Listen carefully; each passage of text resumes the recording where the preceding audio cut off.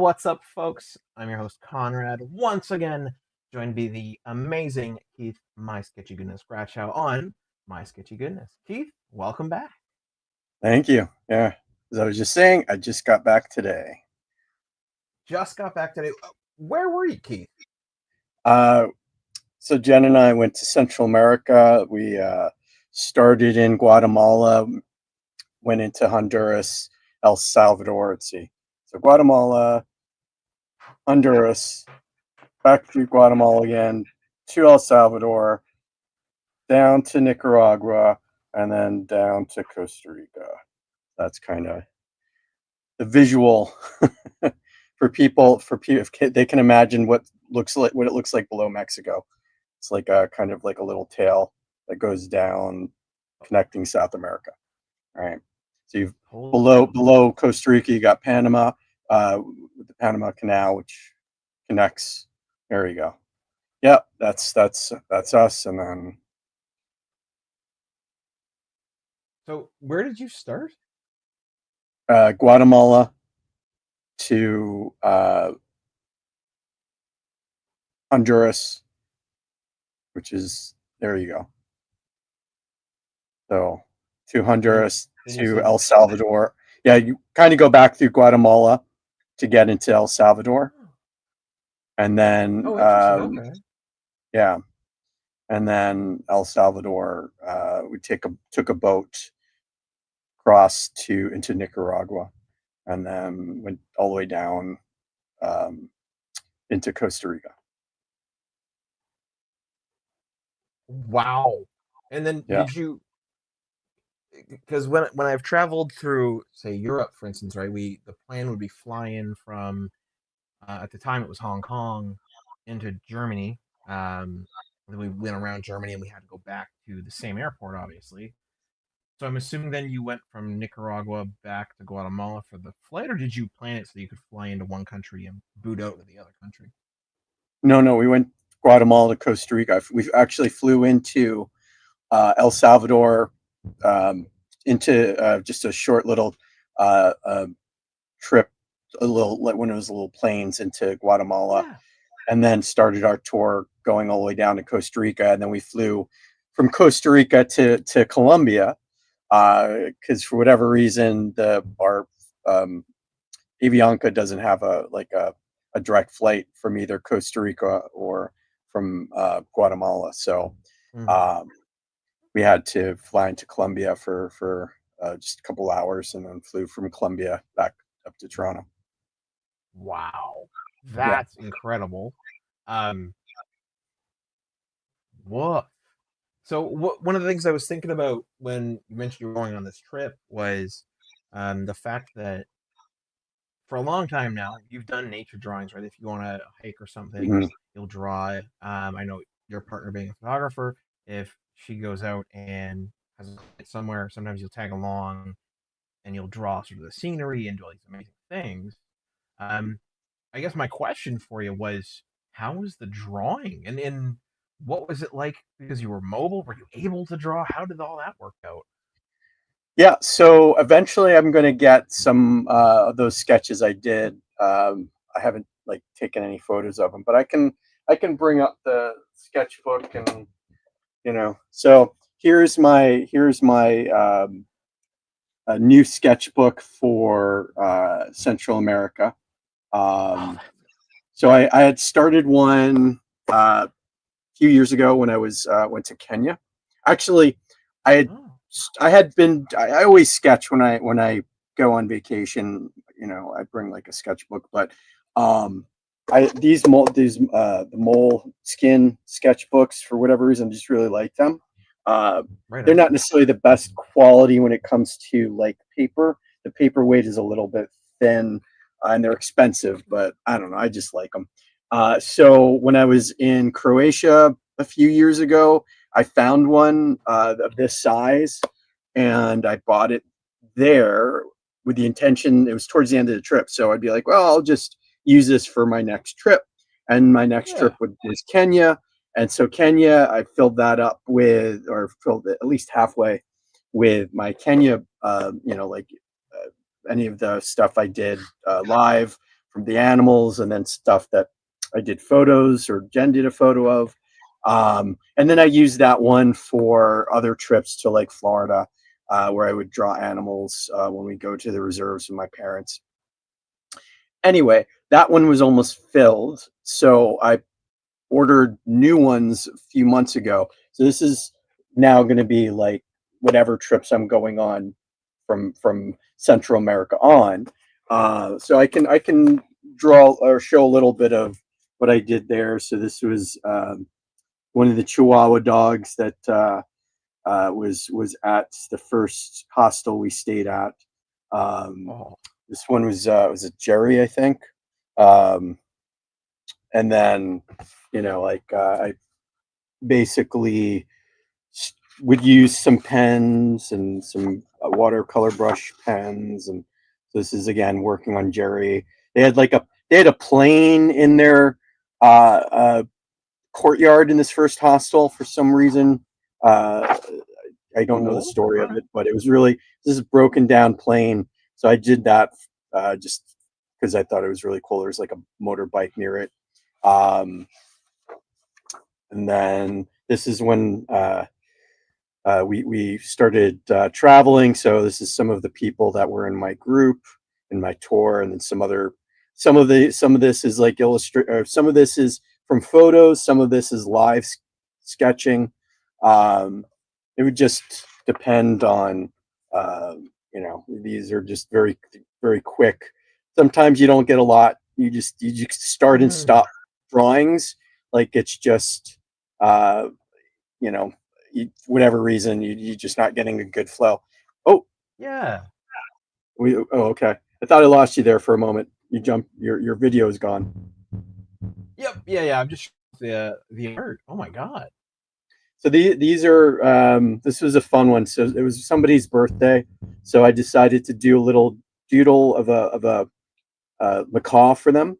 And so what you're seeing here, let's see if I can do this. Okay, so right here, if you can see, it's me figuring out if I can get a bit of a better. So it's if you can see, there's like some shapes that I'm drawing in there. I'm trying to figure out the structure from a photo that I took of this macaw. Let's see if I can get this a little bit better. Yeah, there we go. So I'm trying to just figure out because the thing about using reference is that oftentimes what you're seeing in life and then what you take a photo of are two different things. And both of those, you kind of have to understand structure. You have to understand the shapes of something, how they move and all that kind of stuff. So I had to figure that out. And then I did I did an illustration for him for his birthday, and then I often will do it again, but I'll do it slightly differently. See if I can. So this was the third, I guess technically the third drawing I've done of the macaw, but this one is in color pencils. You can see a little bit closer here with regular pencil and ink, whatever I had really at hand. I was really trying to just whatever medium I brought with me, just see if I could play around with it. So it's experimentation. And then this one was a woman that I took a photo of, but she wasn't looking at me. So I have no idea what her face really looked like. I just kind of got the side of it. So I kind of, played around a bit with her face and, that kind of thing. So, but yeah, like here's one of Jen that I did. There's a statue of like these wings in Guatemala and in Antigua, and so we took a photo of her in front of it, and then I thought it would be a cool illustration. So anyway, that's just so to your question. I would try to spend, I don't know, if I could, an hour a day doing, like I would constantly, if we were driving and it was straight driving, because if it's like twisting, I get a little nauseous. But if it's straight driving, I would doodle people really quickly, or I would, like if we were in some kind of tour, I I would doodle really quickly. You can see some of that stuff I did just super fast. Somebody, like something caught my eye, a person, the way they're moving. So I would do it really quickly. And of course they would move. And so I'd have to, either because we're constantly moving, it didn't give me the ability to like finish. So Yeah. some things, if I could get a photo of it, I would take a photo, and then I could use that later for reference. And then, like there were days where I actually could take part of the day and draw, right?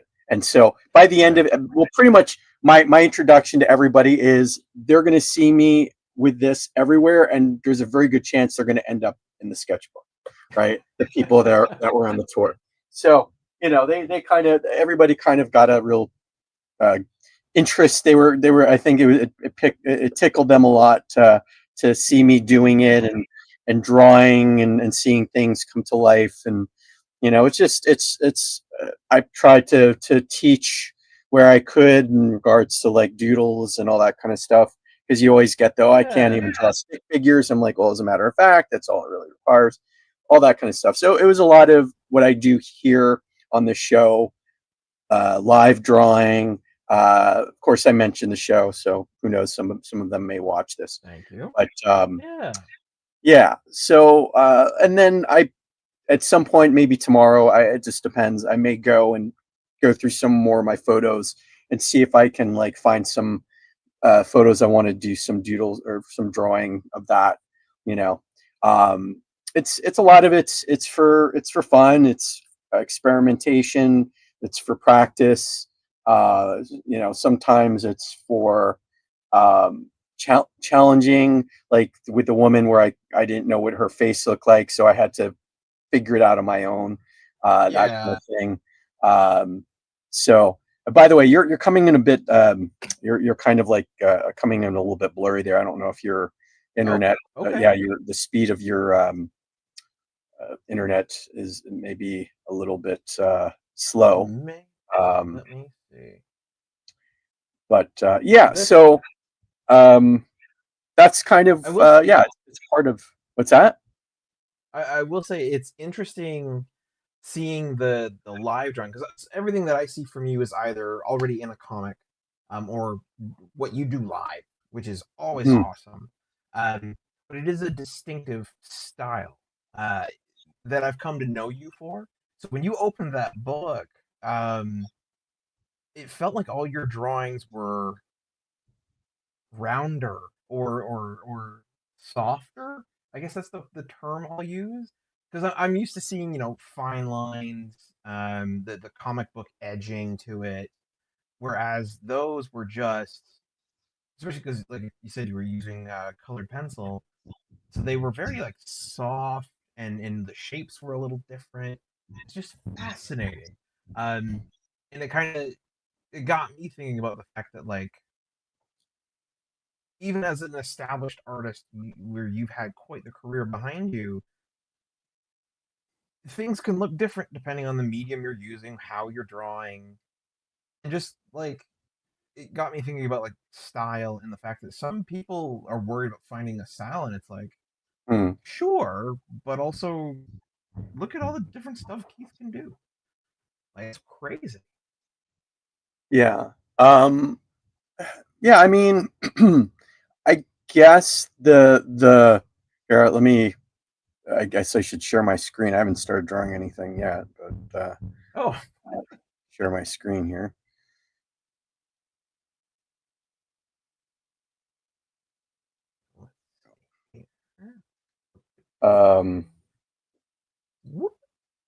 There we go.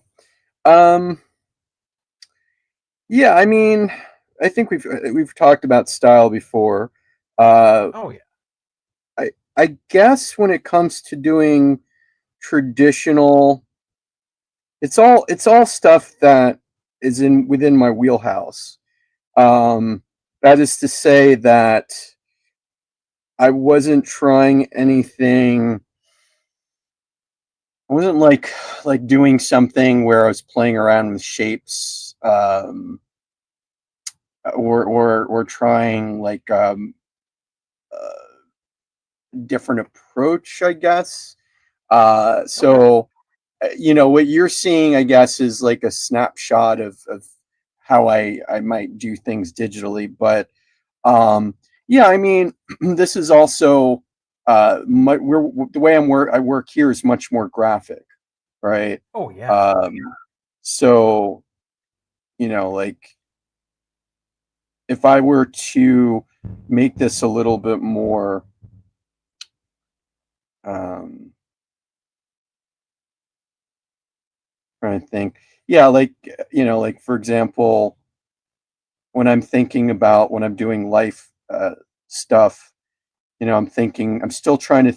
It's a little bit of a combination of like, am I do I have the time to really think about composition and shapes, or is this just like something is really captivating my interest and I'm um,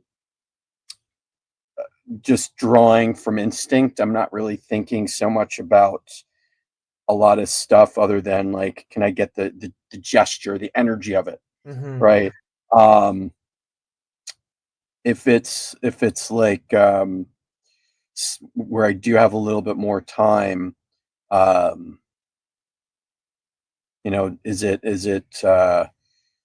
I would try to put in more of the think along the lines of shape and just um, get a composition, something like where you saw the macaws, right?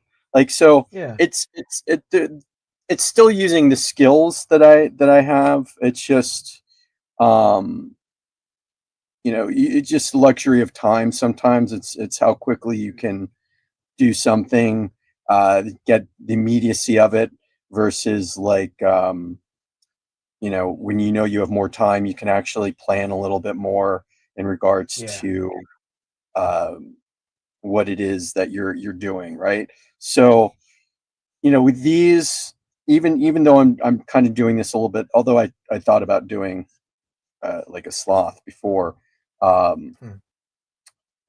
which we were on the hunt for throughout the whole trip, and we did see a couple of Oh. them. Uh, but yeah, like uh, like the part of the fun for me when I'm doing life drawing is just trying to get something in that moment, and then really, I guess, balancing the that moment with, can I how much can I slow my thinking down and really um, capture what I'm seeing in front of me. Because it could Yeah. be, there is for sure an element of panic when you're doing life drawing. When you don't know if that thing or person's going to move any moment, you're like, I got to get it down, and so you by nature you're like tightening yourself up, and so it's a challenge to kind of relax, Hmm. like, and just hopefully capture what you can and use your skill to get it um, in that moment. And sometimes you can't. Sometimes there's days when it works, and sometimes there's days when it doesn't. Right? You just Yeah. have to. You go with the flow, and if it's not happening those days, then I may put the sketchbook down because I don't want to, like, I can still kind of take in what I'm looking at, um, and and also if I'm like, okay, it's not happening for me today, just take a photo real quickly, and then I can always come back to it later, having looked at it, understanding maybe a bit of like the structure of what I was looking at, and then uh, you know go in with a more time, right? So, Yeah. Well, but it's like all part of it.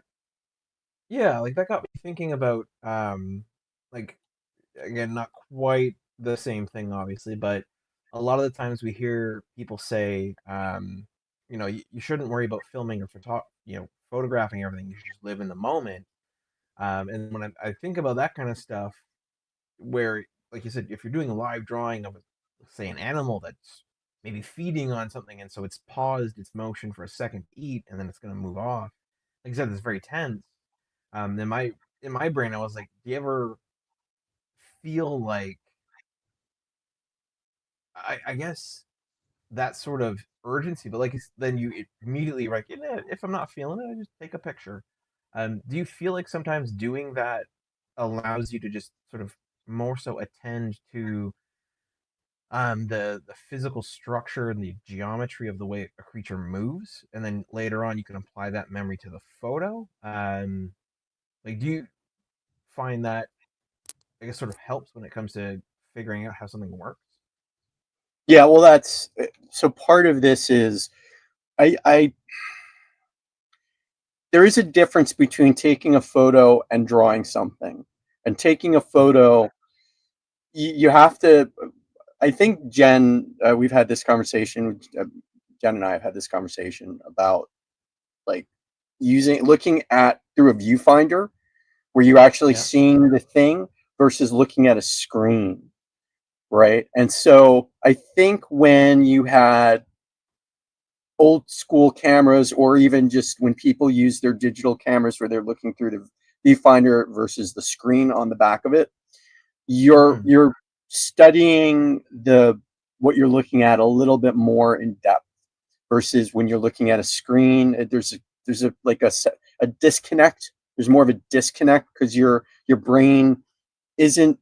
I think your brain kind of understands it's looking at some flat 2D thing versus when you're looking at something where you're seeing like depth of the movement, and you're smelling things and all that stuff. There's a little still a disconnect, right? So um, Hmm. when you're drawing, it's a similar thing. You're using your senses, so you're looking at something. You may not be looking at your sketchbook. You may be looking down very quickly and up, and so you're kind of taking it in. You're maybe taking in that movement. Maybe you've seen the movement before, so you can anticipate what.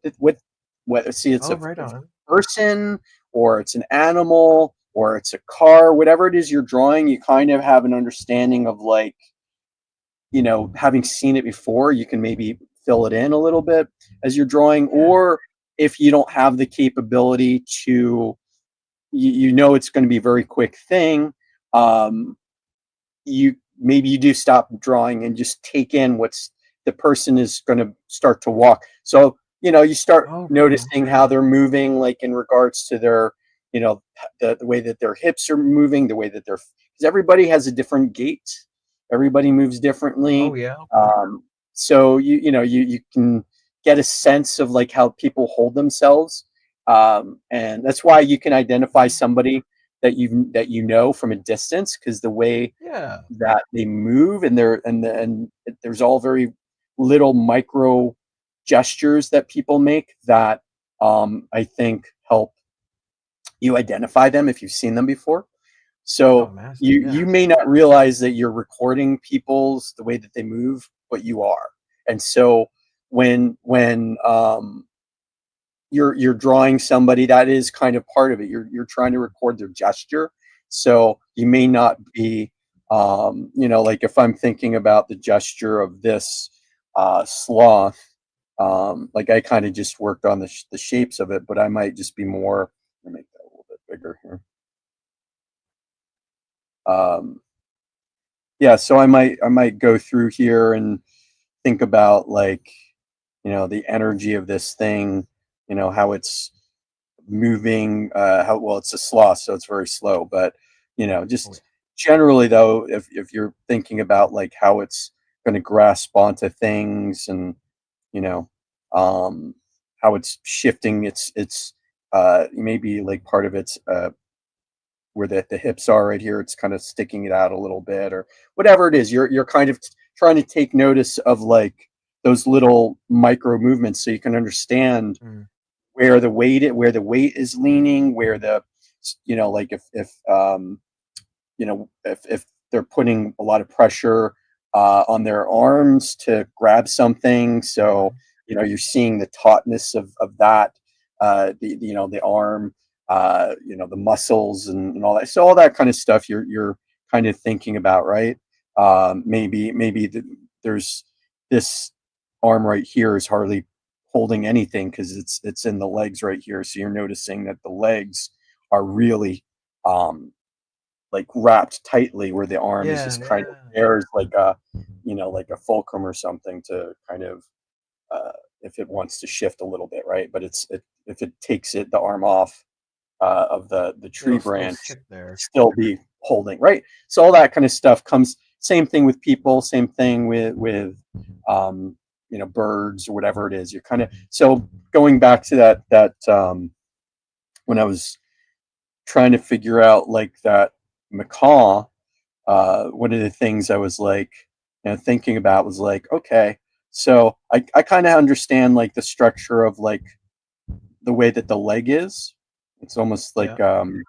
you can zoom in a little bit here. Um, if you've ever seen like a chicken leg, like, but what's interesting about macaw is that they actually, they were, at least the one I was looking at was like really using its legs and to grab the tree branch in some interesting ways, right? So that Cool. it was almost like a monkey in ways, where it was just like holding on to the tree branch on the side there, and then balancing, you know, uh, its body so that it and I'm not exactly doing it exactly the way I saw it, but I think, and then like the feathers were kind of pointing down, so it was like Hmm. counterbalancing, right? It was like, this is, if, because I think if it was shifted up, it's too much weight this way. And it would So want to by lean forward. Yeah. shifting it down, it was giving it a little bit more balance, right? And then the wings are kind of, you don't really see the wings, but anyway, it's all kind of connected, like that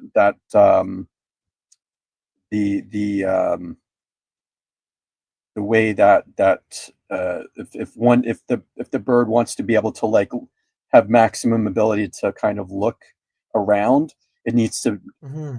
know where to put its weight so that it has the ability to do it. So again, it may have like one of the legs may, if the leg were to come off, the other leg would be able to still hold on, because that's where all the Yeah. weight is, right? And this is just like pivoting, and then with the wings, it kind of helps to balance it a little bit more. We do that too, right? If you're Oh yeah. balancing on you're staying in 1 foot, and you put your arm out to counterbalance this way and all that.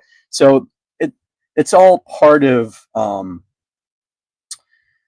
understanding that and seeing how something moves, and seeing Yeah. where that it's putting its weight, and where it's like able to like twist a little bit so that it can balance itself in whatever position it is. If you take that stuff in, you'll understand how it's going to move without having reference for it, because you'll get a sense of like, Right. um that it can do certain things. And that was, I thought, was interesting thing about the macaws, was that it the maneuverability on it was like the fact it was like on its side on a branch and able to crawl, like kind of crawl down using its legs like that was very interesting. So I was Oh. trying to figure that out and study it, because it was, um I didn't not every bird can do that, right? Not every bird has the No. ability to like go on its side. Like if you look at woodpeckers, they do that. Woodpeckers kind of Oh yeah. have the They got ability to crazy go. stuff. Yeah. So anyway, yeah. So the macaws almost use the way their uh, clawed, like their legs or whatever, almost, they have more flexibility, I think, than other birds might. So Wow. This anyway, one. yeah, The fact that you just, while explaining that, drew this awesome. yeah. But like, that's fascinating. And I'm so glad you got to go and enjoy that, and learn and draw, but also like relax. Also, killer tan. You look amazing.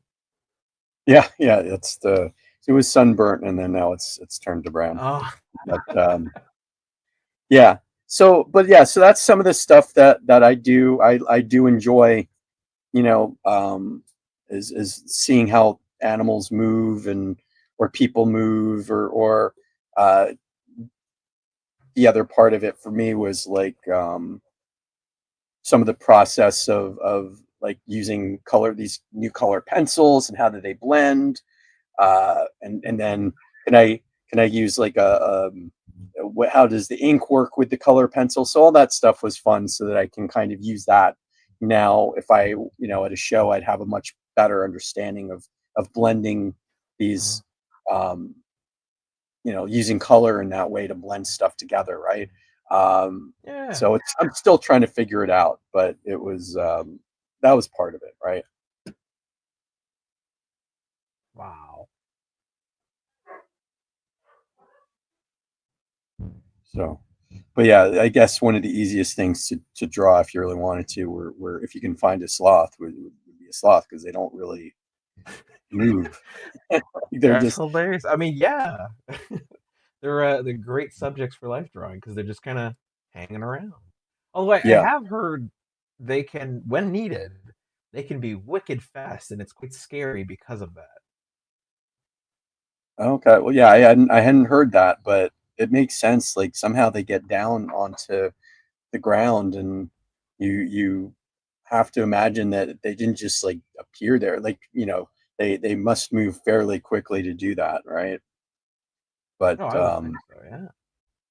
yeah, but that was a big thing for us, is like you look up in trees, you're like, can I see, like anything interesting, like a sloth, right? Mm.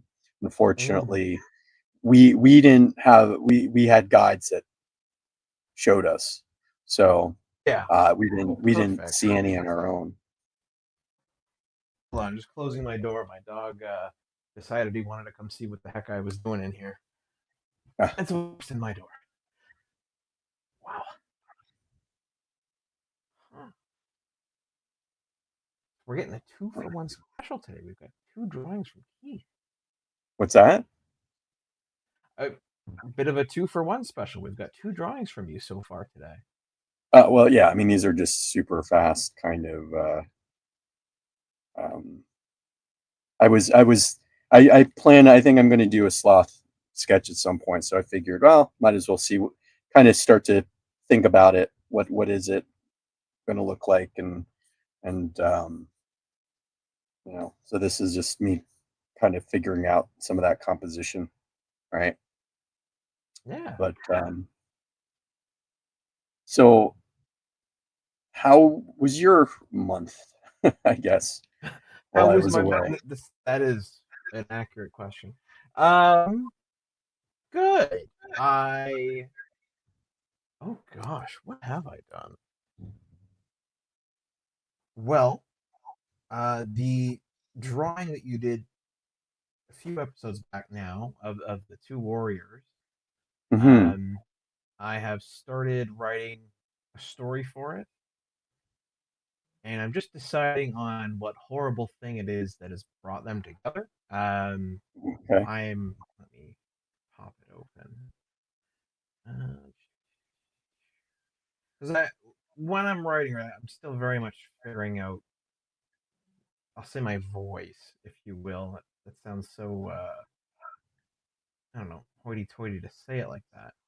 Um, but I'm 20, just shy of 2,400 words in. I want it to be about 6,000.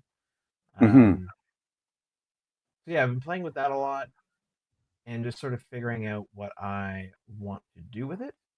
Um, how I want to have them meet, and I actually was thinking about this a lot today about, in writing, not to preface this, I think because I'm a nerd, and I read a lot and I play a lot of video games and watch a lot of TV and movies, I am used to a lot of things, especially video games, being like, there was the dark mage in the tower and he did the spell on the person, and now as a hero you have to go and fight the dark mage and stop him. Cool. But that's a lot of just expositing. Just, here is what happened. Here is why you're Hmm. here. Go and do the thing, and then they let you go do the thing, and it's usually pretty fun. But that's not good writing necessarily. The event could be cool, the characters could be very interesting, but it's not good writing to just go blah. So in my writing that I've been doing with our brothers in arms, as well as another story I'm currently about halfway through, actually, with the same word count. Um, I'm finding myself now stopping, going back, and writing things differently or rewriting them such that instead of having a character exposit, if they don't need to talk, I'm trying to make it so that they don't talk. If they can show something in a way that is more interesting than if they had said something, I will start doing it, which I again Hmm. think is just good writing. Show don't tell. Uh, so yeah, it's been an interesting growing and learning thing when it comes to how I write. Just because it's now that I've done it more, like I've definitely written more in the last 2 months than I have in the last year, I would say. And so I'm again stretching those muscles, so to speak, and learning Yeah. write. So that's been something. I started a Patreon, which is kind of cool. Oh, cool. Uh, yeah. So up on it now is my story called Dragonfire Brigade. It's totally free. Um, and then I guess it's horrible to say it. If no, I'll say it this way: if someone would like to support the Patreon, uh, there is also a second story in there called Dragon Slayer, which comes. The drawing on it was done by Kevin Manklow, um, and yeah, it's really cool, and I really like it. I am quite proud of it. It is one of those things where I wrote it and then went, okay, does this make sense? Does this sound good? And does it do what I want it to do, or am I just telling people the story and not showing them the story? So again, I'm not perfect, but so that's something that's different. I am also, I don't know if we've ever talked about this, but I am very much so, sorry for the crass words, addicted to cardboard crack, as they say. Uh, Okay. yeah, Magic the Gathering, among other card games, it's a good title for it. So I've been just doing that. There's a new store opening up near me ish that I might go check out. Um, and then in the comics world, because that is what our show is about, ostensibly. Um, I've recently done a few interviews with a number of really cool people, and I want to get their names correct. So bear with me. I want the information. Um, and his book was way past done. Like he'd back. It's been back to all hell. Like it's amazing. Um, hold please. So you're breaking up a little bit. Oh, You're am I still yeah. breaking up, or am I clear now? You're okay now. It Yeah, just some of what you were saying, like cool. I can understand it, but it was kind of breaking up a little bit, like Laggy.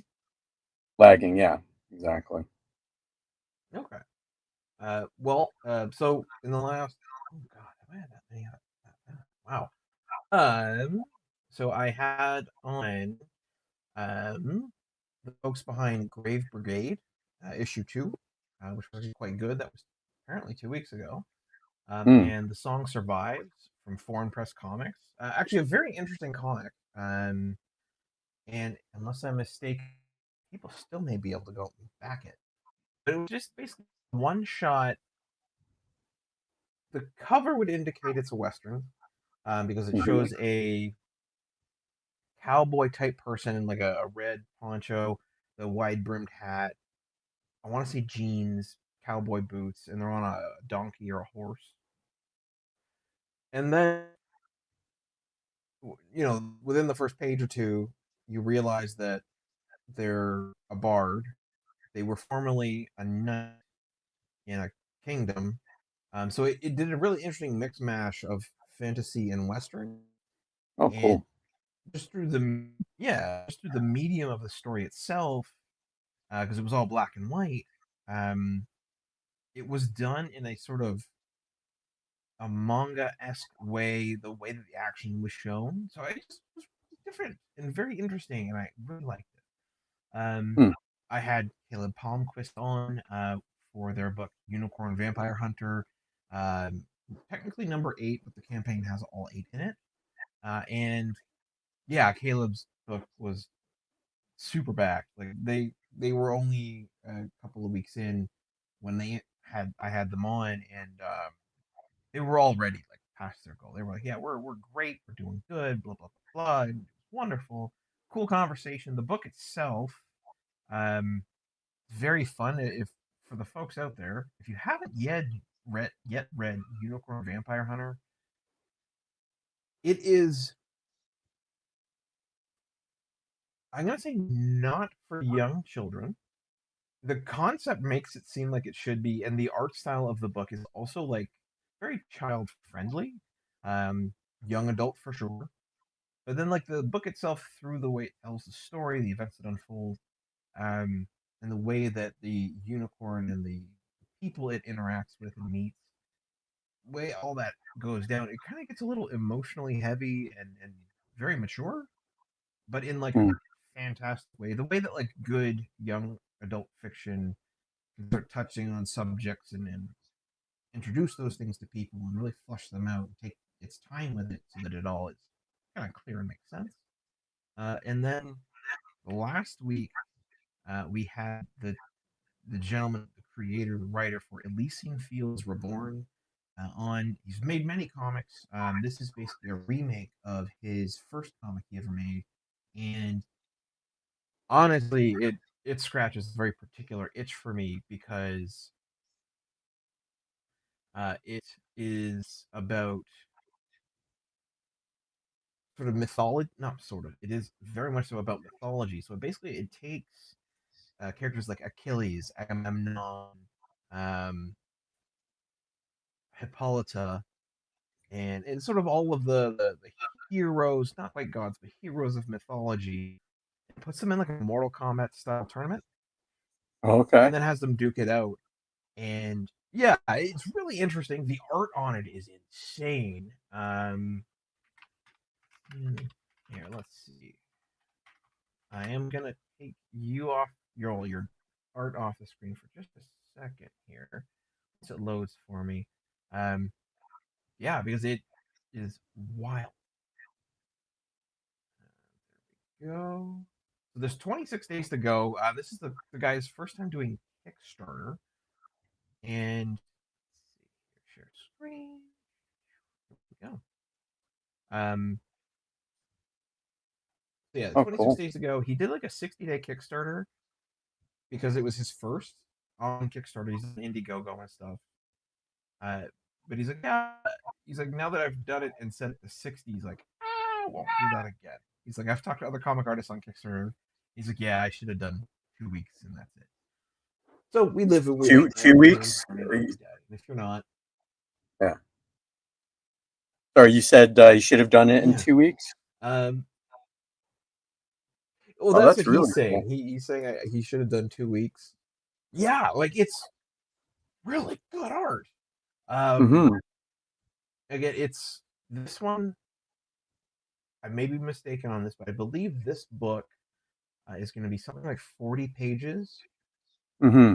And his intention is that this is going to, the first arc is going to run for, I believe, 6 books, but he's got like 3 or 4 arcs planned, got like half of it written. So this, I will be shocked if this doesn't hang around for a while because it's done really well. And the first major arc, which is between Achilles here Mm. and, oh yeah, Heracles is in it, or Hercules, Apollo, of course. Um, these are the wonderful gentlemen that make the book. Oh, does it have it? I believe this big, huge guy, uh, if I'm not mistaken, is to be Agamemnon. And it's interesting because the dude who wrote the book, super into history, which is Mm-hmm. awesome. And basically, him, that Agamemnon and Achilles were ideologically very opposed. And so Achilles being the guy who's like, I'm going to make myself immortal by being unforgettable. I'll make such a crazy achievement that no one ever forgets Achilles. Whereas Agamemnon was like, I want to make myself literally immortal so I will be as safe Mhm. as I can, fight the fights I have to fight, be tactful about it. And so he pits them against each other because they're very different and very opposed. It's very fascinating to me. Mm. So yeah, it was definitely one of those. It was a book that like it just grabbed me, and I was like, all right, like I'm a bit of a history nerd. Uh, love sort of mythological characters, fantasy style characters that are Yeah, yeah. whether they're based in some sort of religion or whatever. Right? It grabbed me, that book in particular. So yeah, that's been sort of the WNR download, if you will. A lot of fun. I don't currently. No, that's a lie. I was say I don't have anything scheduled for interviews anytime soon because I have a very large backlog of reviews to do as well as uh, social media posts for everything I do to put into production. So I'm going to take some time to do that. But I do have an interview not officially scheduled, but um, oh, my phone on me. Uh, believe it's Matt McGrath has reached out to me, the creator of ID 10T Error. Uh, Fantastic series of books. I feel like actually it'd be up your alley, Keith. I don't know if you've already seen the series or not. What Um, is what is it? ID 10T Error by Matt McGrath. Here, let's see. Oh, this is weird to cycle through pages while you're up. I'm doing this. Last updated May today. Ooh. May. I believe it's been successful. Yeah, he was successful. Awesome. Let me here. I'll share this one too. This I'm a local guy, Matt McGrath. Uh, if you follow him online, you see what I'm going to show. Know that I say this with love. His social media handle is stupid Matt. Um, Matt, I don't so know him. that's his choice, not mine.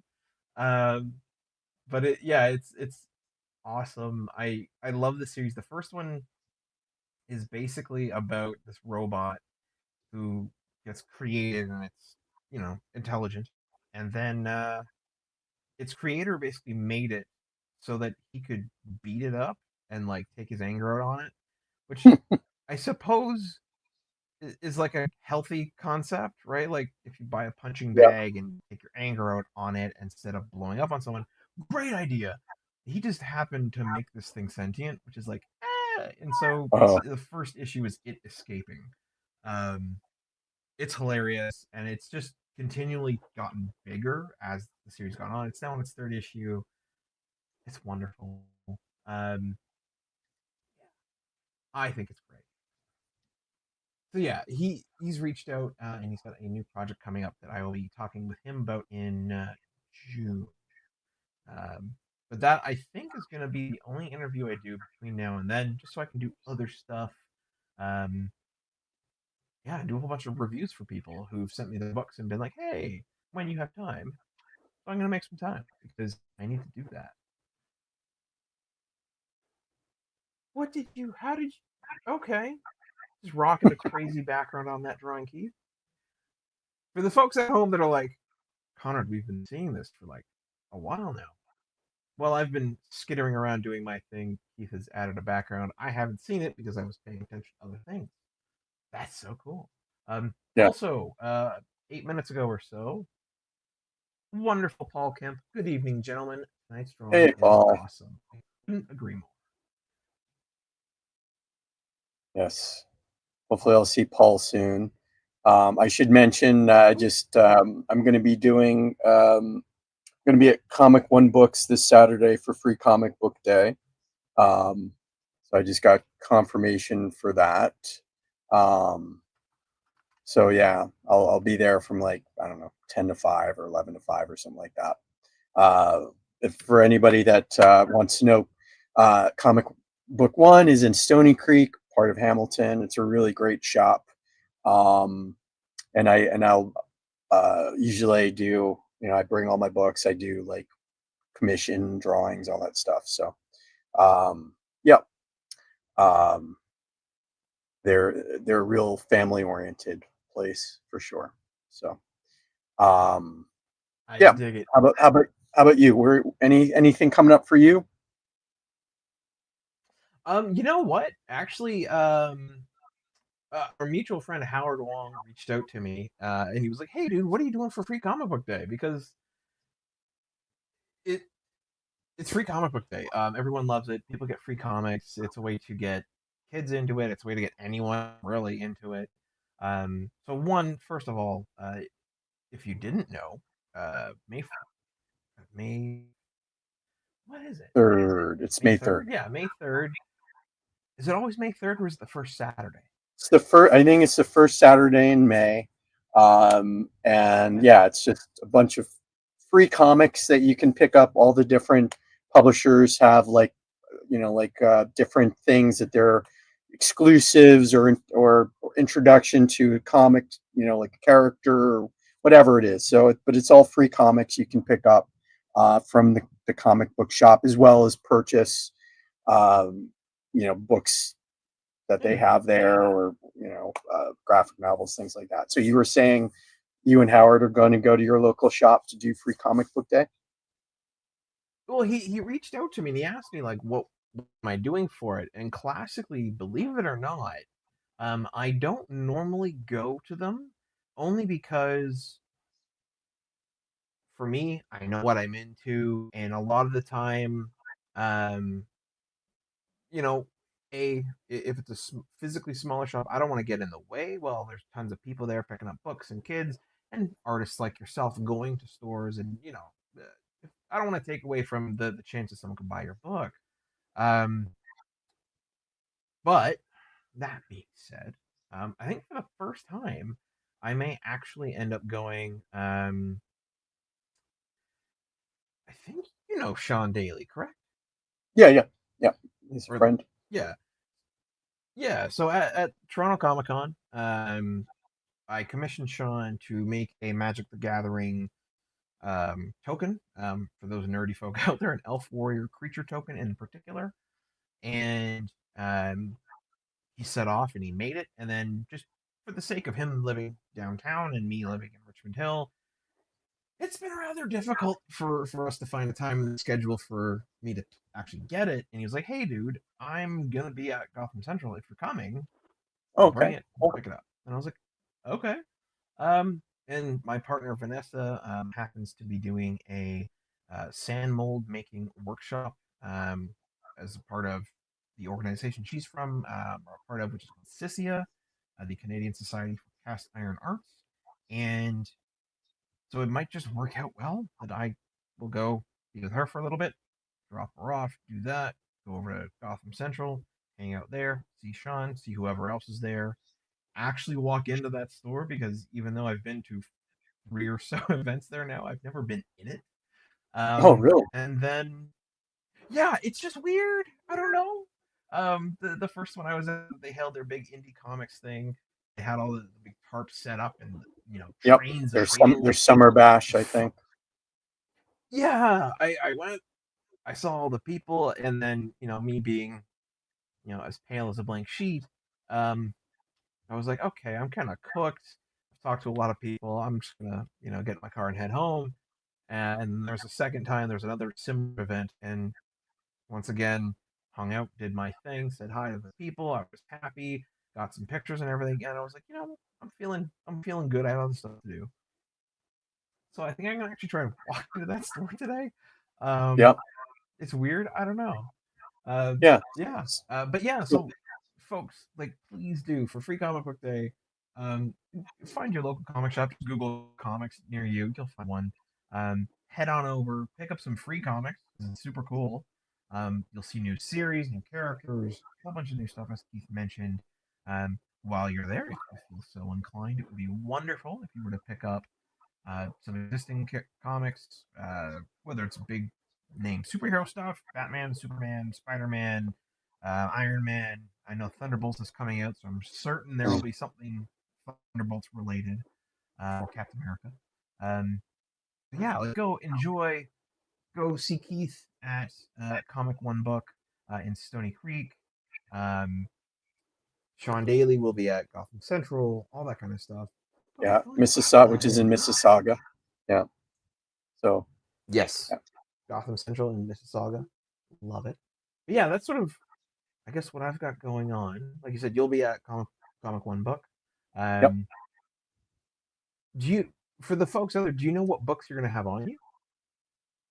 Well, I'll have my Saltwater and the Toronto Comic Anthology books. I'll have children's books on me. I'll have I probably have original monster sequential pages as well as some prints from that. Yeah, and I'll be doing commissions. So if you're looking to do, I have to contact Paul because I owe him a couple of commissions. So see if Paul, if you're here now, let me know if you're going to be there on Saturday. Otherwise, I'm going to email Paul to find out. So beautiful, Paul. Let him know. Get your commissions. Oh my god. But yeah, Keith, it's fantastic to have you back. I'm so glad you had a good time and got to stretch those drawing muscles. And yeah, absolutely. Let us know how Stony Creek treats you. And they always guess in 2 weeks or so. Yep. Perfect. Yeah, we'll I guess in 2 weeks we can catch up and talk about that, and all the other good things. Everything's starting to ramp up again for local shows, like TCAF is coming, and Summer Bash at Mississauga, the Gotham Central, and all that kind of stuff. So we can chat about that kind of stuff in May, I guess. Absolutely, let's do it. And then obviously to the folks at home, thank you for tuning in. If you're watching sometime in the future, I hope you enjoyed Free Comic Book Day. And yeah, Keith, I'll see you later. And the folks out there, we'll see you next time. Take care. Golden age to present, digest to oversize. Never miss new comic day. Yeah, no surprise. So where's my no prize? Check the letter columns. Can't find issue 2? Nah. Collector problems, cliffhangers, mysteries. You need answers. When did Batman